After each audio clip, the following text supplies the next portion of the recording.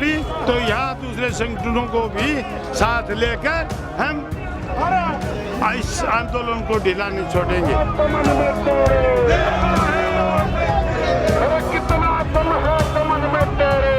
ये एक तरह की तानाशाही लाद रहे हैं, उसमें किसान अब पीछे नहीं हटेगा।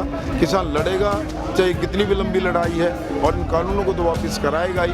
अपने फसलों के भाव के लिए भी, उसके लाभकारी भाव के लिए भी लड़ेगा। कृषि कानूनों को लेकर किसानों का गुस्सा चरम पर है।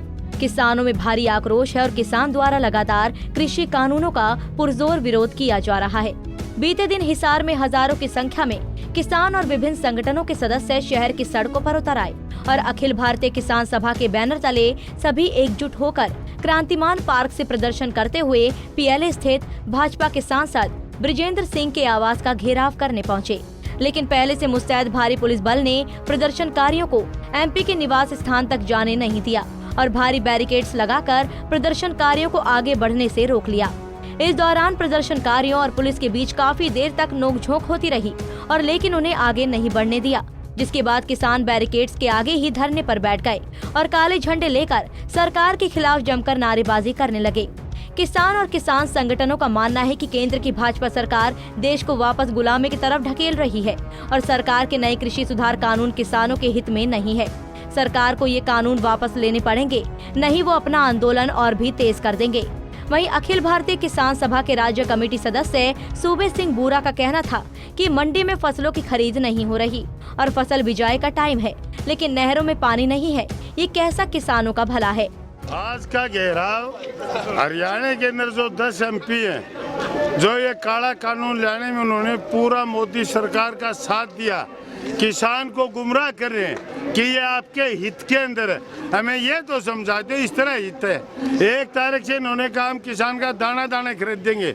हिसार की मंडी में आज तक 5.5 किसानों का बाजरा मूंग नहीं खरीदा, नरमा का इन्होंने पासिंग तक नहीं करा। कहाँ दाना दाना खरीदेंगे।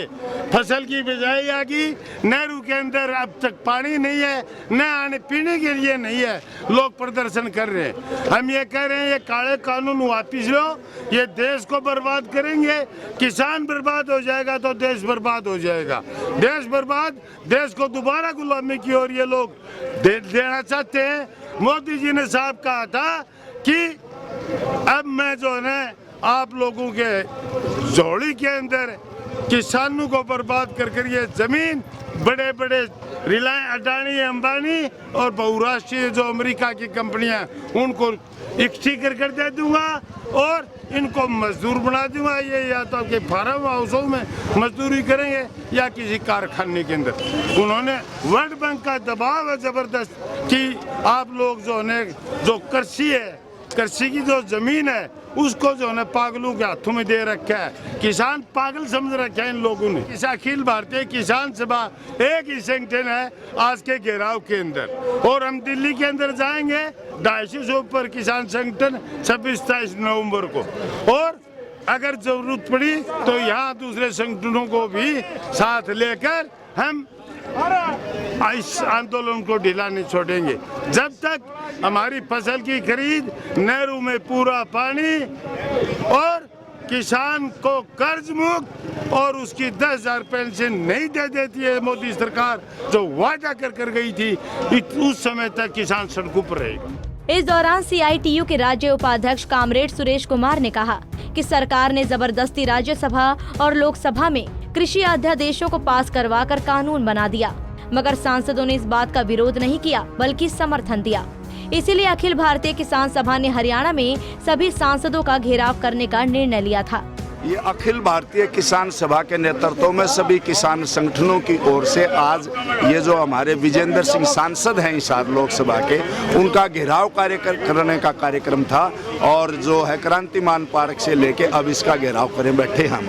मुख्य जो सवाल है कि पिछले दिनों मोदी की सरकार ने किसानों के विरोधी जो 3 अध्यादेश थे उनको लोकसभा में और राज्यसभा में जबरदस्ती पास करवा लिया, वो अब कानून बन चुके हैं, उनको वापिस करवाने के लिए घेराव है। क्योंकि विजेंद्र सिंह जो हमारे वोटों से ही बन के गए थे संसद के अंदर, इन्होंने उस कृषि अध्यादेश जो है उसका पास करवाने के लिए जब कानून बना रहे थे तब इन्होंने वोट किया था, समर्थन किया था, विरोध करना चाहिए था जब किसानों के खिलाफ आ रहे हैं। और इसका स्पेशल बल्कि हम तो बाकी लोगों को भी कह रहे हैं, लेकिन ये सर छोटू राम जो थे हमारे, जो 1936 में किसानों के लिए मार्केट कमेटियों का, ये मंडियों का निर्माण की जो बात अंग्रेजों के ज़माने से भी की थी उन लोगों ने, उसके दोते हैं वीरेंद्र, और वीरेंद्र का लड़का है ये विजेंद्र, तो उसके वंशज हैं ये। और आज उन्होंने किस प्रकार से किसानों के लिए सोचा था, आज ये बिल्कुल उल्टा कर रहे हैं। इसका विरोध करने के लिए हम यहाँ आए हैं। वैसे तो पूरे देश में, पूरे राज्य में अलग अलग सांसदों को हम सब कोई ऐसे घेराव करेंगे, काले झंडे दिखाएंगे,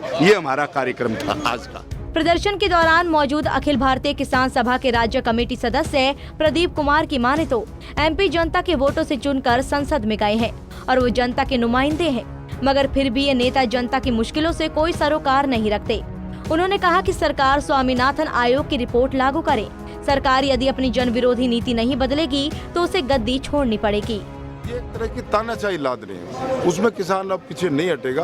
किसान लड़ेगा, चाहे कितनी भी लंबी लड़ाई है, और इन कानूनों को तो वापस कराएगा ही। अपने फसलों के भाव के लिए भी, उसके लाभकारी भाव के लिए भी लड़ेगा। हमारा मानना है कि डॉक्टर स्वामीनाथन की जो रिपोर्ट है, जिसमें किसान जो कर्जाग्रस्त हैं, आत्महत्या करें, उनकी कर्जा माफी, फसलों के लाभकारी 1.5 गुना भाव और सिंचाई की व्यवस्था, अगर फसलें बर्बाद होती है तो मुआवजे की व्यवस्था, बीमा की जो लूट चला रखी है, इसकी बजाय अगर आप बीमा कर रहे हो तो कम शर्तों पर, कम यानी किस्तों पर। अभी जो बीमा की पिछली फसल जो हमारी चाहे नरमा थी या दूसरी फसलें थी, उनकी 3 गुना प्रीमियम बढ़ा दिया है। अब किसान 600 रुपये 700 रुपये नहीं दे पा रहा, वो 1500 कैसे देगा?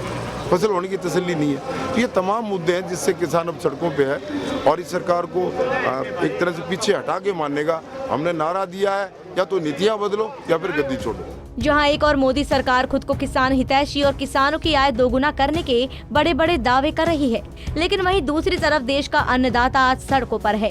किसानों को धान की फसल का उचित भाव नहीं मिल रहा और कम दाम पर बेचने को मजबूर है। भला फिर कैसे किसानों की आय दोगुना होगी?